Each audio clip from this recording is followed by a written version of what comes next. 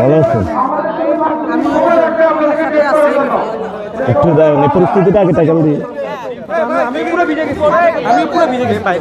আচ্ছা শুনেন, আমরা ধৈর্য ধারণ করবো। উপর থেকে ময়লা পানি ফেলাইছে, পচা ডিম। এই যে ডিম দেখেন, ডিম ফেলাইছে। সবাই ধৈর্য ধারণ করে, সবাই চুপ থাকি, সবাই ধৈর্য ধারণ করি, সবাই ধৈর্য ধারণ করি, কেউ কথা বলবেন, সবাই ধৈর্য ধারণ করব।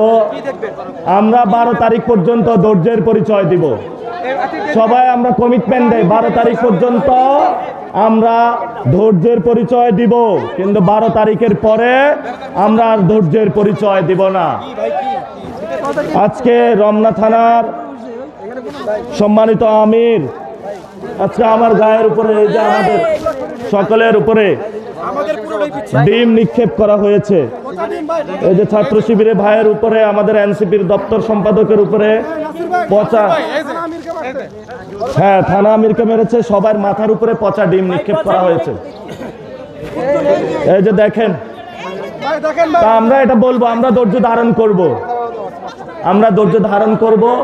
আল্লাহ আপনাদেরকে রহম করুক, আল্লাহ আপনাদেরকে হেদায়েত দান করুক, এবং আল্লাহ আপনাদেরকে আবার চাঁদাবাজি থেকেও মুক্তি দিক, আল্লাহ আপনাদেরকে সন্ত্রাসীদের থেকে মুক্তি দিক, আল্লাহ আপনাদেরকে এই যে সমাজে বিভিন্ন যে আপনার ফ্ল্যাট দখল করতে আসবে দেখবেন কয়েকদিন পরে, আল্লাহ আপনাদেরকে তাদের থেকে মুক্তি দিক।